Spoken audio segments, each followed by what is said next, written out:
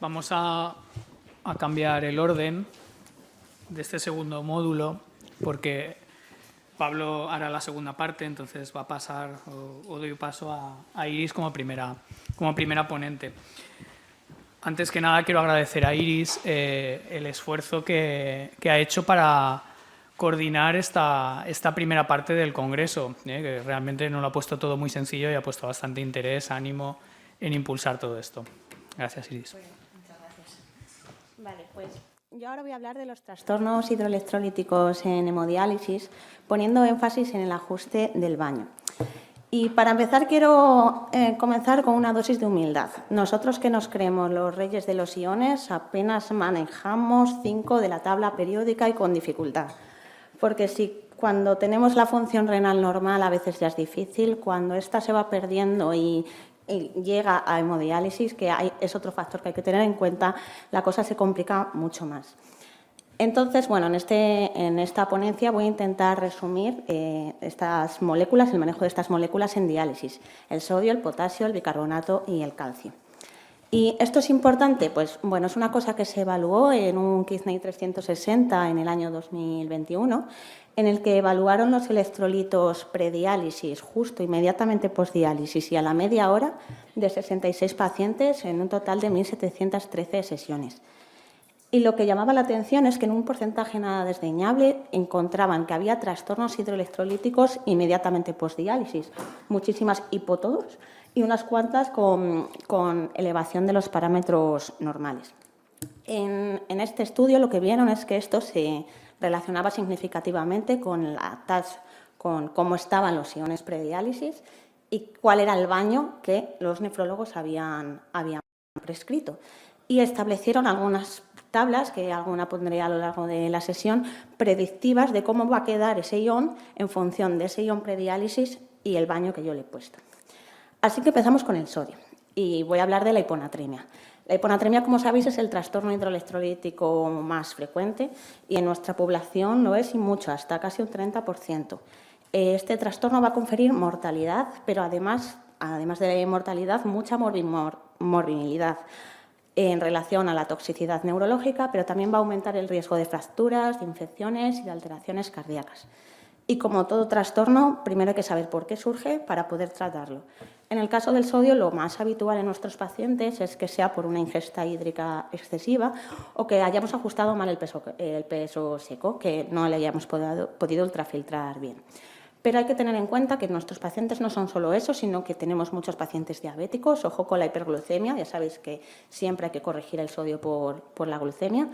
El desgaste proteico energético, es más, la desnutrición es uno de los predictores más potentes para hiponatremia. Todos pueden tener pérdidas extrarrenales. Y ojo con los pacientes que conservan diuresis y función renal residual, porque el ADH va a tener un papel. ¿Cómo lo manejamos? Pues va a depender en función de si es una hiponatremia leve moderada en pacientes asintomáticos, como podemos encontrar en el centro, o si ya es una hiponatremia grave. En el caso de hiponatremia leve moderada, importante incidir en mejorar el estado nutricional y luego tratar a nivel del agua, disminución de ingesta hídrica y ajuste de peso seco, siempre teniendo en cuenta la tolerancia hemodinámica. Si no podemos quitar todo en 3 sesiones, pues amplía una más. En cuanto al baño de diálisis, una de las tablas que en el artículo que os comenté, pues hacían una pequeña predicción en función del sodio prediálisis y si los ponían con un sodio en el dializado de 135, 138 y 140, como veis aquí. Pero hay que tener en cuenta que en cuanto al sodio, una prescripción de sodio baja nos puede generar rampas de hipotensión y una muy alta sed y ganancia de peso y nos puede empeorar esto. Además que va a generar un cambio en la conductividad. Así que un punto medio puede ser lo más idóneo. En cuanto a la hiponatremia severa, hay que distinguir si entre el paciente es intensivable o no es intensivable. Si el paciente es intensivable, a la UCI, con una continua, con una la dosis más baja de aclaramiento que podamos. Por supuesto, evitar el citrato, porque es citrato trisódico y nos vamos a pasar. Y se utiliza agua para añadir a las bolsas del baño.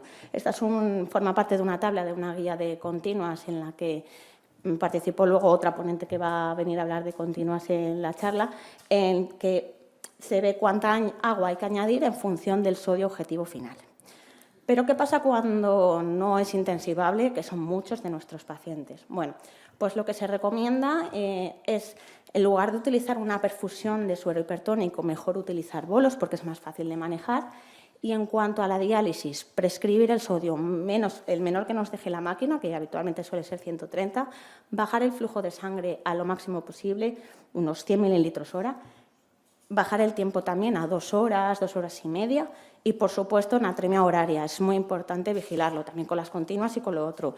El sodio hay que vigilarlo muy de cerca, porque aunque se ha visto que el riesgo de desmilinización osmótica es menor en pacientes en diálisis, un poco con la teoría de que la urea va a bajar y va a evitar ese cambio osmótico tan importante, sí que hay casos descritos y esto de la urea no está tan demostrado. En cuanto al potasio, pues voy a decir una cosa que es muy obvia y es que la hemodiálisis no es fisiológica. Lo que hacemos es bajar de forma muy brusca los iones durante la sesión y luego va a haber un rebote bastante importante al inicio y ya luego un ascenso progresivo. ¿Y esto qué va a pasar en cuanto al potasio se refiere? Que va a alterar el potencial de transmembrana del miocardiocito. Esto puede generar arritmias fatales y parada cardíaca que están mucho más elevadas en nuestros pacientes que en la población general. ¿Cómo elimina la diálisis ese potasio? Bueno, pues lo va a eliminar del potasio que tenemos en el líquido extracelular. Ya sabemos que el potasio es un catión intracelular, pues vamos a eliminar el de fuera. ¿Cómo? El 85% con difusión, que esto va a depender del gradiente, la diferencia entre lo que tengamos en el suero y lo que tengamos prescrito en el baño. Además, un 6% va a ser por convección y también va a haber un papel del bicarbonato por la actividad de la sodio-potasio ATPasa que va a hacer que entre el potasio al interior de la célula. ¿Y qué potasio queremos? Bueno, pues en el estudio DOPS, que analizó más de 55.000 pacientes, vieron que los que menos mortalidad y morbilidad cardíaca tenían eran los que tenían un potasio prediálisis entre 4 y 5,5 miliequivalentes litro. ¿Y qué pasa en el postdiálisis? Pues está menos claro. Sí que se asocia que el tener hipopotasemia postdiálisis tiene más mortalidad. Sin embargo, cuando lo ajustamos por el resto de factores, esta asociación pierde un poco de fuerza. Entonces, ¿qué potasio ponemos? Vale, pues esto ha sido objeto de controversia durante mucho tiempo. El poner un dializado con potasio bajo, con un potasio menos de 2, se ha asociado con una mayor incidencia de muerte cardíaca súbita y más tasas de ectopia ventricular por alargamiento del QT. Sin embargo, cuando hay una hiperpotasemia grave, esta significancia pierde un poco el valor. En cuanto a un dializado de potasio alto, pues va a aumentar la mortalidad en pacientes que tienen un potasio prediálisis más de 5. Entonces, ¿qué hacemos? Bueno, pues hay diferentes algoritmos que se han propuesto, pero en función de los estudios que os he comentado antes, quizá la mejor es la alternativa, la última. Vamos a utilizar un potasio alto en el baño para aquellos pacientes que tienen potasios muy bajitos prediálisis, en pacientes desnutridos, y para el resto 2 miliequivalentes. ¿Qué pasa si me quedo corto? Es un paciente que hace hiperpotasemias. Pues hay fármacos que han demostrado su eficacia en diálisis, que, bueno, no voy a... el Lokelma y el Beltas.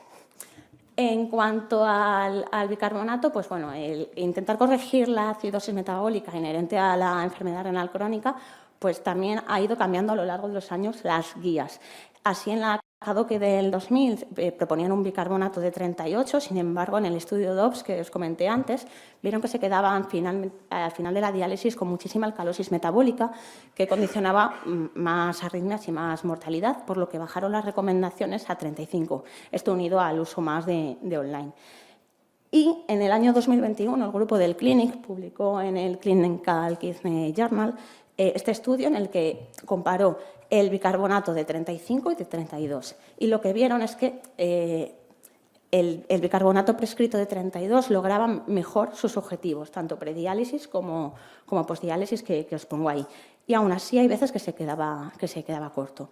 Una de las limitaciones que ellos mismos cuentan de ese estudio es que no se individualizó paciente por paciente, pero en el mismo estudio ya proponen que en función de la cifra de CO2 prediálisis sugieren una cifra de bicarbonato para quedarse en los rangos.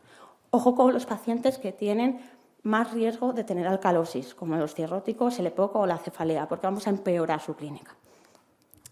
En cuanto al calcio, el calcio es muy difícil de predecir cómo va actuar a nivel de la hemodiálisis. ¿Por qué?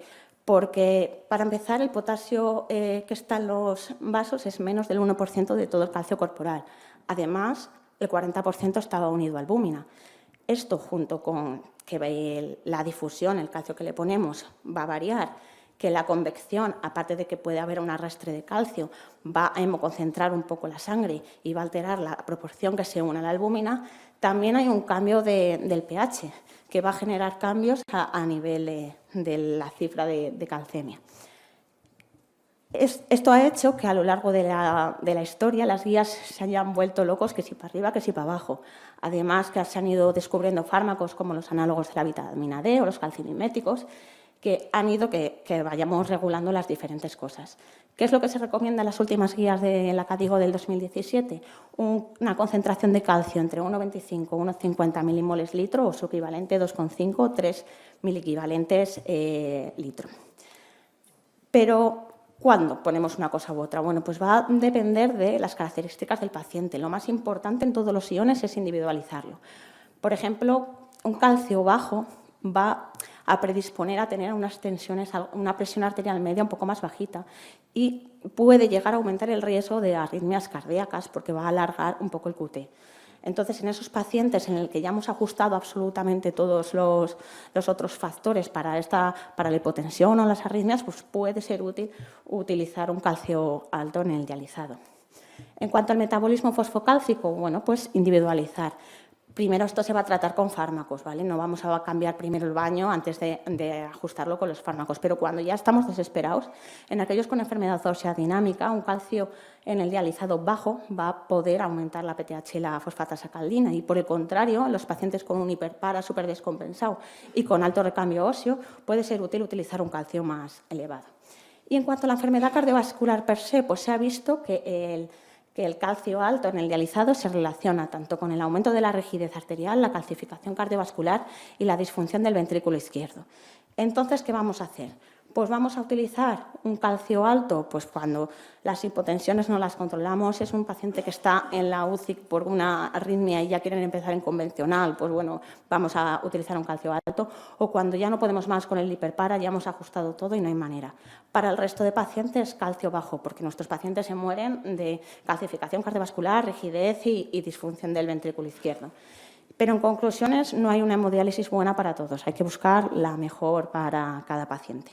Esta es la bibliografía. Muchas gracias.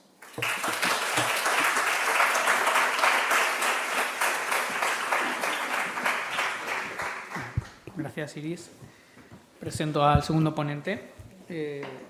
Para mí un honor presentar a Pablo, amigo, ¿vale?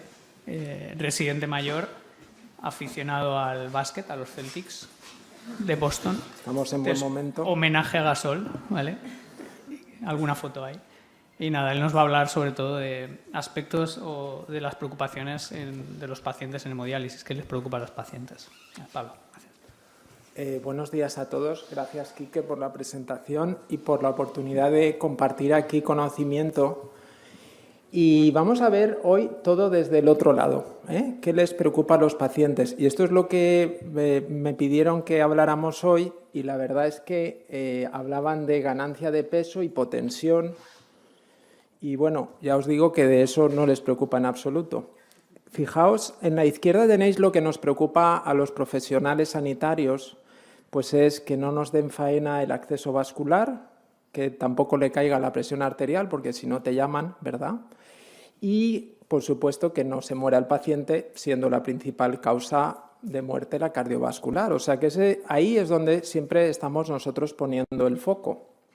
Sin embargo, no podemos hablar más que un fracaso detrás de otro. Si os fijáis, las estatinas, buscando esa mejoría en la supervivencia cardiovascular, pues en nuestros pacientes en diálisis, inflamados, desnutridos, pues no tienen ningún efecto.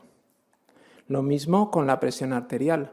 Vamos siempre ahí mirando que está muy hipertenso, tal. Fijaos cómo lo único que sabemos hasta ahora es que los hipotensos se mueren más, probablemente por la disfunción sistólica que acarreen, pero no tenemos un límite por arriba.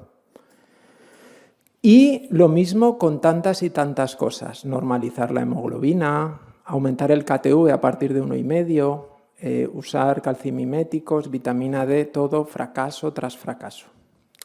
Claro, le preguntas al paciente y a su cuidador qué le apetece y es lo mismo que me apetece a mí. Es decir, no estar cansado y así poder viajar y disfrutar de mi tiempo libre. Y eso es exactamente lo que quieren ellos, ¿eh?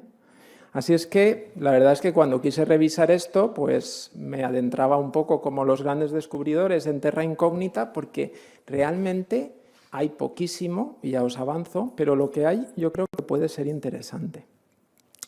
De lo que quiero contaros es, en primer lugar, que la población de nuestros pacientes, su perfil está cambiando, son más mayores, son comórbidos. Repasaremos los principales síntomas de los pacientes en diálisis, tanto físicos como psicológicos. Ver que la etiología es multifactorial, que como siempre no hay una bala mágica que lo solucione todo, pero que la diálisis está en casi todos metido. Veremos qué evidencia hay, escasa, pero la hay, en cuanto a la frecuencia, el uso de técnicas convectivas, absortivas con PMMA o con hemodiafiltración con reinfusión endógena. Veremos también pautas, como ya empezamos a tener en España, como la diálisis nocturna, domiciliaria, y también otro aspecto que tocaremos es el sodio en el baño, que también hay algún estudio sobre el control de los síntomas.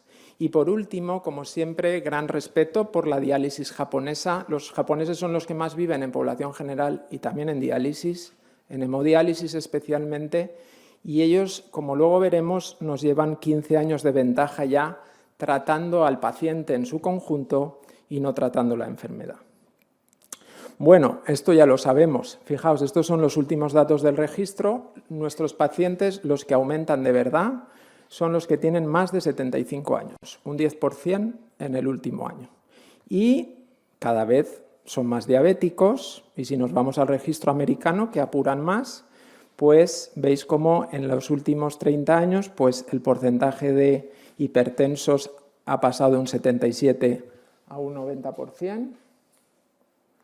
La diabetes ya está en el 61% de los pacientes y cardiopatía tienen el 55% de los pacientes. Y esta es la realidad. O sea que nos encontramos con pacientes mayores, comórbidos y con más necesidad de soporte sintomático que de alargarles la vida, puesto que ya llegan con 70 y tantos años o 80 a diálisis. Así es que hay que cambiar un poquito el chip, dejarnos de cosas que nos parecen a nosotros importantes, pero que para ellos no lo son tanto, y por eso veréis en la literatura que cada vez se habla más de los Patient Reported Outcomes en forma de PROMS, en forma de PREMS. Imposible en 15 minutos hablar de esto, pero sí que os digo que cada vez hay más ensayos que van a tener este endpoint como lo principal. Y estos endpoints son radicalmente diferentes a la cultura que tenemos, porque, claro, siempre nos han dicho la muerte es fácil de medir, estás muerto o no estás muerto, pero aún así la relevancia en este perfil de pacientes, algo como la muerte, no es tan relevante, porque estamos hablando de pacientes de 70 y muchos 80 años. Y ejemplo sería pues, el control de la PTH, el KTV, la proteinuria en pacientes no en diálisis. Los PROMS, el problema es que es algo complejo para el cual no tenemos cultura, pero ojo, porque es un hard outcome. O sea, que un paciente no tenga fatiga es la diferencia entre estar vivo o no estarlo. Y ejemplo sería la fatiga, el tiempo de recuperación tras diálisis o el prurito, son síntomas que pueden ser realmente incapacitantes. ¿Qué síntomas tenemos? Pues bueno, sabed que esto es bastante, si uno revisa la literatura, pues aproximadamente los pacientes tienen 11 síntomas, ¿vale? De media. El más frecuente es la fatiga, luego hablaremos un poquito más de ella porque tiene un componente psicológico y también un componente físico. Los calambres, las náuseas, el picor, el dolor, el insomnio y, como siempre, están infrarreportados y infrarreconocidos. El paciente no quiere reconocer que se encuentra fatigado, porque es que encima, además, si no se lleva la bronca del médico, de la enfermera y sobre todo de la familia. También sabemos que en las pequeñas experiencias donde simplemente se habla de síntomas, y la verdad es que en nuestra práctica clínica, a poco que profundicéis lo veréis, en cuanto hablas de síntomas, solo hablarlo ya al paciente le descarga. Y, como hemos dicho, pues debería ser realmente una prioridad. Este es uno de tantos estudios, pero fijaos cómo a nivel físico de lo que más se quejan es fatiga, 94% de los pacientes. Es verdad es que es diálisis americana, diálisis europea con hemodiafiltración en línea, etcétera, pues realmente estamos más bajos, pero aún así 3 de cada 4 pacientes pueden tener esa sensación de fatiga. El insomnio, las rampas y el dolor también cuentan. A nivel psicológico, la depresión y la ansiedad y la sensación de frustración, pues fijaos que alcanza casi 2/3 de los pacientes. ¿Cuáles son los más importantes? Pues a los que habría que priorizar, pues parece que es a nivel físico la fatiga, los calambres y el insomnio, y a nivel emocional la ansiedad, la depresión y ese sentimiento de frustración. Como hemos comentado, lo primero que habría que hacer es preguntarles, porque fijaos, la prevalencia es altísima de los síntomas, pero cuando le preguntas al que lo cuida, fijaos que, por ejemplo, la sequedad es del 65 al 11, el prurito del 45 lo tienen los pacientes y solo un 13, el que lo cuida, dice que se queja de eso. Y la falta de energía sí que hay más congruencia, pero aún así está lejos de alcanzar la realidad. ¿Y por qué se producen estos síntomas? Pues bueno, aquí tenéis un pequeño resumen de todas las cosas de un paciente en diálisis que se relacionan directamente o no con la diálisis, pero aún así yo creo que todas están al menos indirectamente relacionadas. Desde la ingesta proteica, el apetito, los niveles de fósforo, la presión arterial, realmente cualquier factor de alguna manera está relacionado con la diálisis y también con factores de no diálisis. De hecho, hay síntomas como la fatiga que la sesión de diálisis la puede empeorar o no, según el tipo de diálisis que hagamos.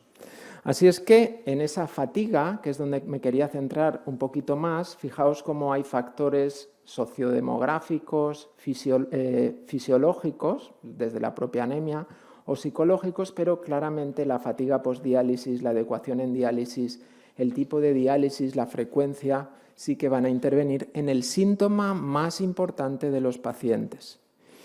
Y dentro de los fisiológicos, el otro que me interesa, porque creo que da soporte a la evidencia que tenemos, es la inflamación.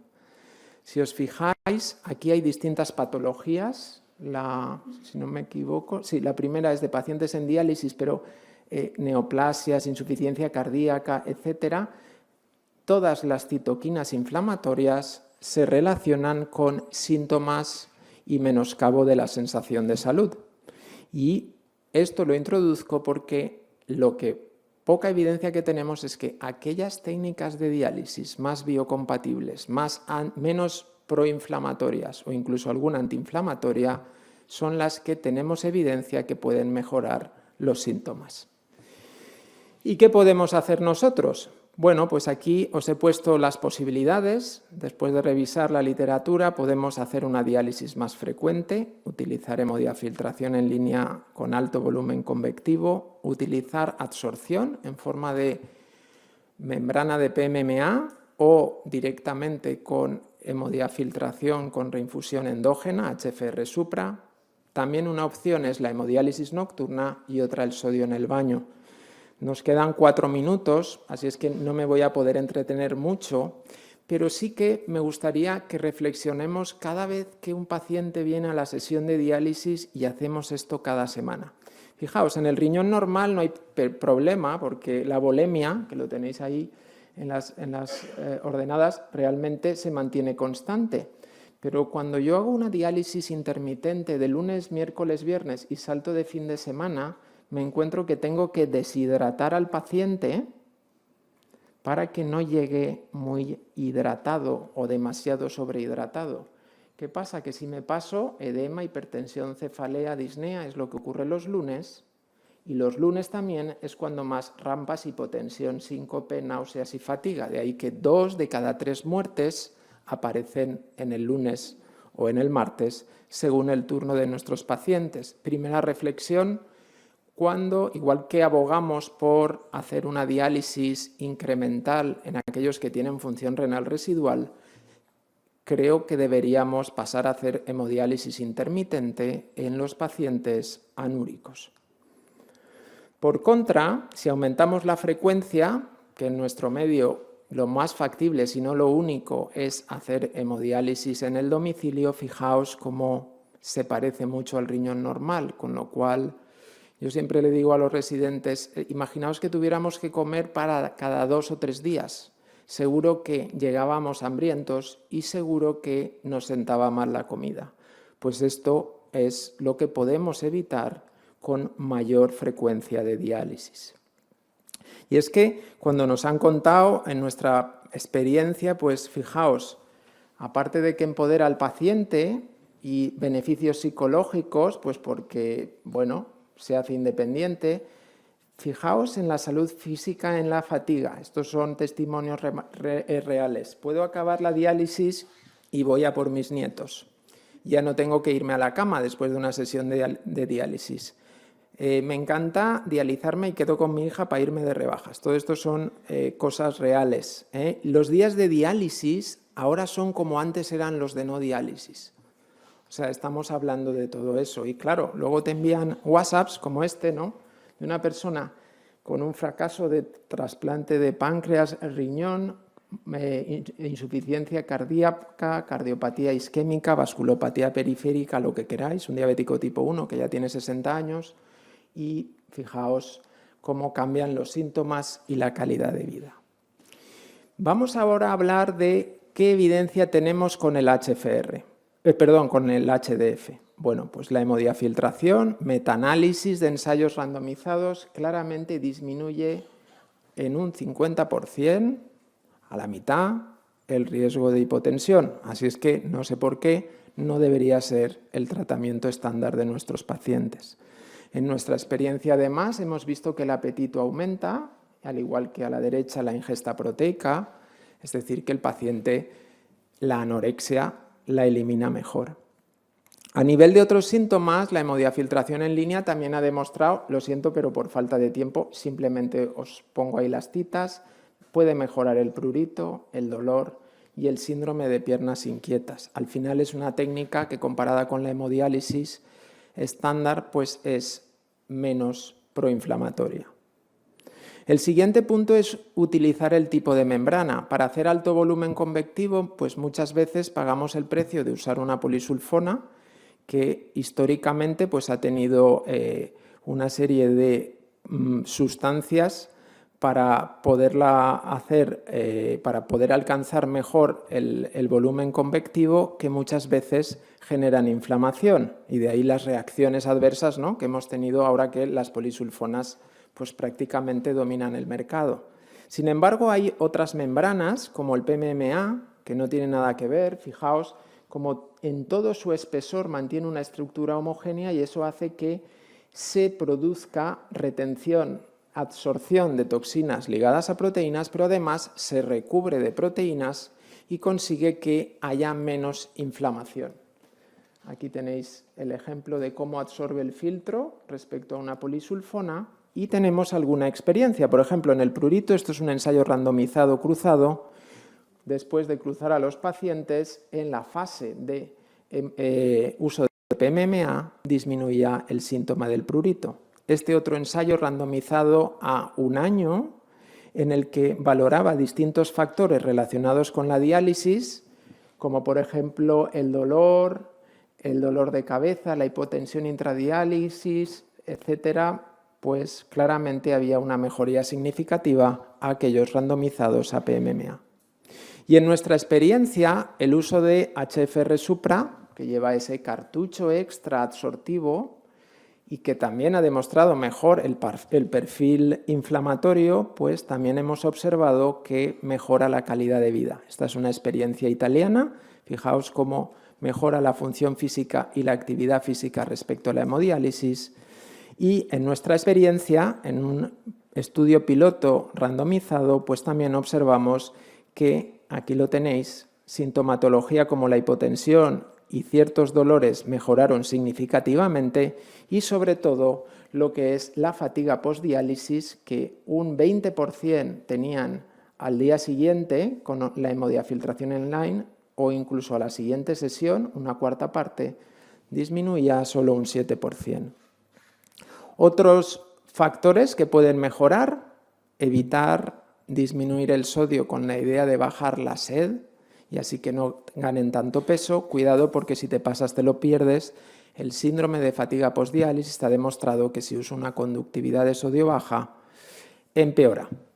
La hemodiálisis larga nocturna, por supuesto, puede que sea, yo en mi opinión, la mejor técnica de diálisis. Y de hecho, pues aquí tenéis a Maddie Warren, que el secreto de su éxito es que aquí es hace 22 años, sigue estando en diálisis y ahora acaba maratones, y es que está en hemodiálisis nocturna. Por último, y acabo, la experiencia japonesa. Desde el 2010, ellos llevan ya midiendo de manera prospectiva una serie de ítems y acaban de publicar los resultados en enero de este año. Ellos pasan este cuestionario durante las sesiones de diálisis, al menos cada 3 meses, y como podéis ver, van haciendo una serie de preguntas sobre cualquier tipo de síntoma físico, psíquico en su vida diaria y de situación afectiva. Y además le pasan un cuestionario de desnutrición como el MIS. Y esos son sus 2 targets: la desnutrición y los síntomas. ¿Qué ocurre? Que si hay algún empeoramiento, pues empiezan a aumentar la frecuencia de diálisis, empiezan a usar online, empiezan a usar PMMA y técnicas absortivas. Y gracias a eso, y aquí cierro el círculo, no solamente mejoran los síntomas del paciente, sino que lo que es bueno para los síntomas parece que también es bueno para la supervivencia. Y aquí veis cómo el grupo que ha mantenido un mejor control sintomático, pues ahora ya, que acaban de publicar los resultados, a los 3 años, hay un riesgo de casi 3 veces más de sobrevivir si no estás en el último cuartil de control de síntomas. O sea que hasta para los fanáticos de la medicina basada en la evidencia y resistentes al patient-centered dialysis, realmente podemos obtener beneficios con las 2 técnicas. ¿Qué conclusiones sacaría yo? Muy rápido. La primera es que, bueno, nos centramos en la cantidad de vida. Quizá nuestros nuevos pacientes hemos de plantearnos ya, perdón la errata, aquí es quality of life, y para eso tenemos más frecuencia, hemodiálisis nocturna, técnicas convectivas, técnicas absortivas y mantener un mínimo sodio en el baño. Y ya que aquí hay sobre todo residentes, me encanta citar al padre de la medicina moderna. Es el primero que creó los rotatorios a pie de cama. Hasta entonces te formabas solo con libros, y nos recuerda que escuchemos a nuestros pacientes porque nos darán la clave diagnóstica. Muchas gracias.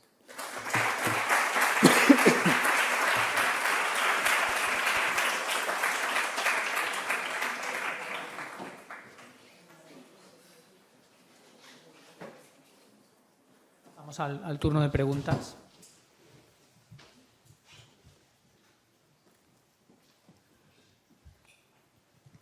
Hola, buenos días. Beatriz Díez de Torrevieja, enhorabuena por la charla.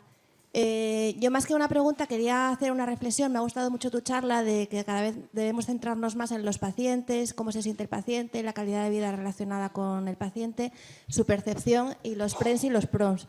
Pero a nivel de reflexión, tenemos pacientes cada vez más añosos que simplemente por la edad entiendo que se encuentran mal. O sea, si yo con mi edad no hago ejercicio, me duele la espalda, ¿cómo no se va a encontrar mal un paciente de 80, 80 y pico años que además está en diálisis, que se dializa 2 días a la semana, que como tú cada 2 días, que como dices es como comer cada 2 días, incluso el paciente trasplantado renal, que es el top de la calidad de vida, toma inmunosupresores, que tienen efectos adversos.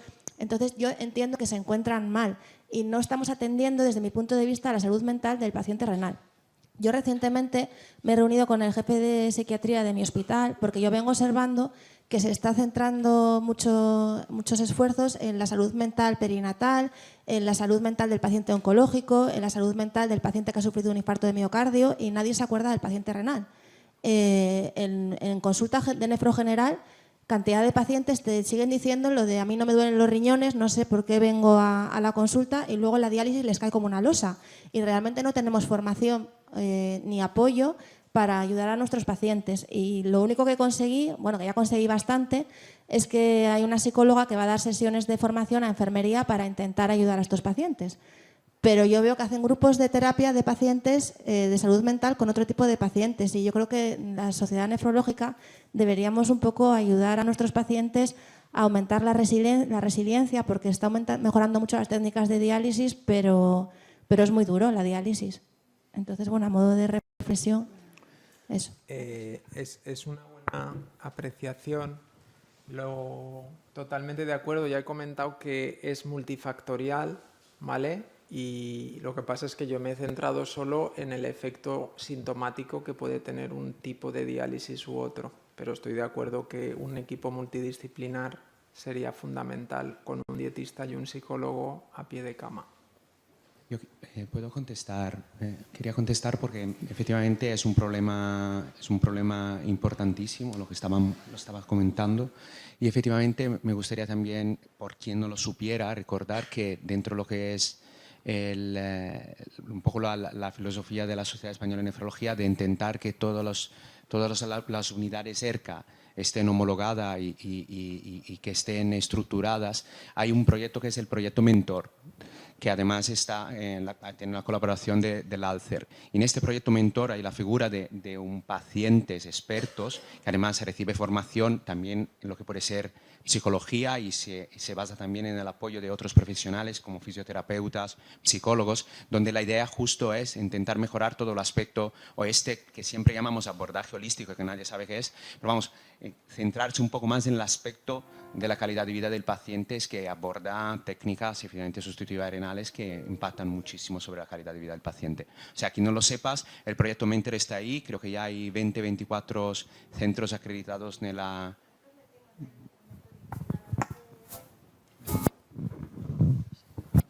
Nosotros le hicimos el mentoring con ayuda del psicólogo de Alcer, que formó pacientes mentores de peritoneal, de hemo y de trasplante. Además hicimos, como en Torrevieja tenemos mucho paciente británico, hicimos 3 mentorings de habla inglesa y 3 castellano parlantes. Y la verdad que fue muy interesante. Pero aún así yo creo que nos quedamos cortos, porque es muy duro, realmente es muy duro el tratamiento renal.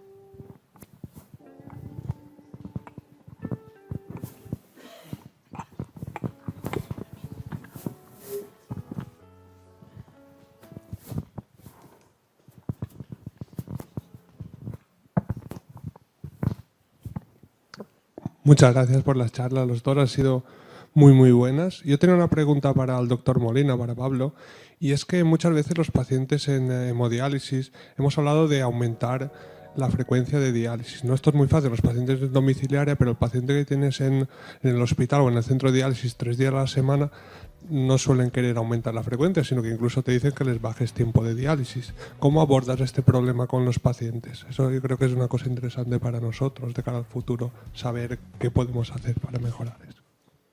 Bueno, como siempre, cuando expongas algo nuevo, yo siempre vendo el producto así. Lo viejo ya lo conoces, pruébelo, y si no queda satisfecho, yo le guardo su hueco en el mismo turno y en la misma máquina, y que lo pruebe. Con esa filosofía, gente que incomprensiblemente era reacia, lo prueba y se convence. Y además, por lo del mentoring, realmente son los que más convencen a otros, o sea, se produce un efecto dominó. Para poner la diálisis a días alternos, el problema no es médico, porque la indicación es puramente que los funcionarios aparecen azul, ¿no?, el domingo, y entonces hay que pagar más. Pero esa es la única explicación. Que yo sepa, solamente hay un centro, Cádiz, desde hace por lo menos 2 décadas o 3 que hace hemodiálisis a días alternos. Claro, lo publicaron hace 15 o 20 años, pero claro, es que no tiene nada que ver. Entonces al paciente se le ofrece la posibilidad, igual que al final el problema es las diálisis intensivas, que sientan tan mal porque te toca sobredializarlo, sobretratarlo, para que no te lleguen demasiado infradializados 2 o 3 días después. Entonces, tú de entrada además le dirías, serían, en vez de 4 horas, 3 días a la semana, serían 3 horas, 3 días y medio a la semana. Y sobre todo probar. El problema es que es muy difícil, tanto en un hospital, nosotros tenemos alguno con 4 días por problemas de cardiopatía, porque si no lo vas a dializar igual en agudos por insuficiencia cardíaca, pero realmente en la hemodiálisis concertada es que es muy complicado, y además alabo a algún colega que tengo que es capaz de enfrentarse y conseguir hacer, por ejemplo, decremental.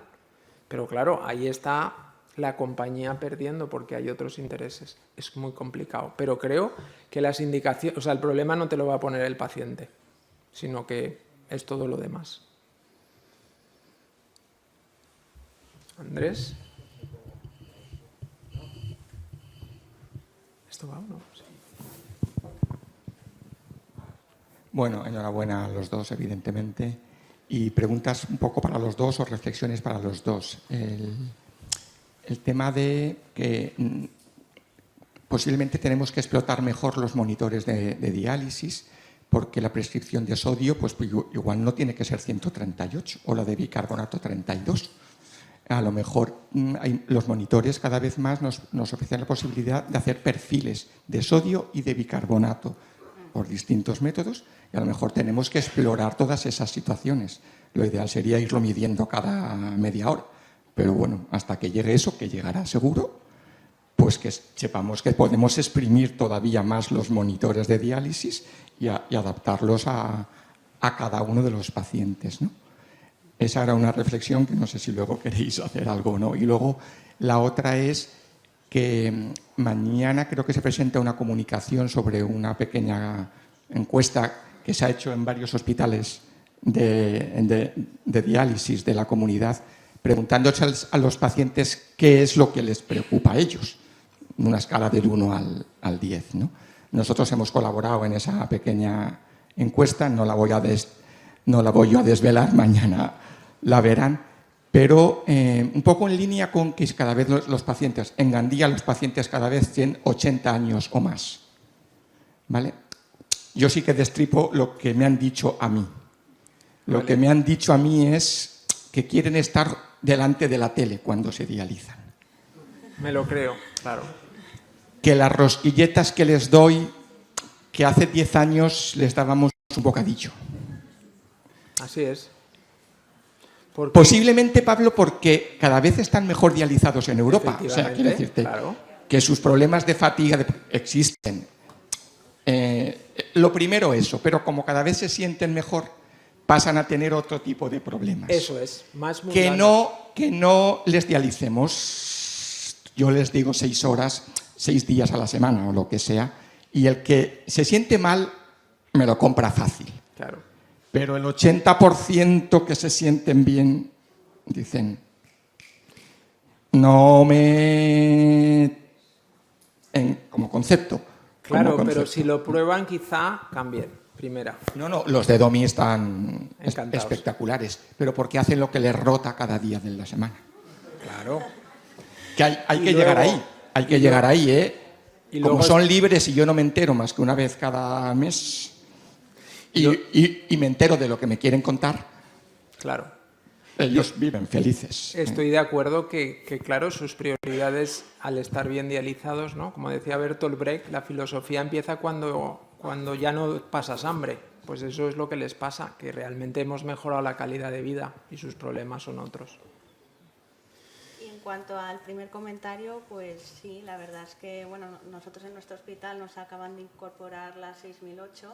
Es verdad que todavía no la estamos manejando mucho porque estamos esperando a que nos den la formación al respecto, pero el hecho de que podamos vigilar la anatremia todo el rato, la diálisis, crear una horquilla en la que no quiero que pase más ese balance es muy útil, y yo creo que la diálisis y las nuevas máquinas van a ir a eso, a poder monitorizar al paciente en la sesión todo el rato, ver cómo se está manejando el sodio, el bicarbonato, el potasio, absolutamente todo, y poder hacer ajustes en ese mismo momento.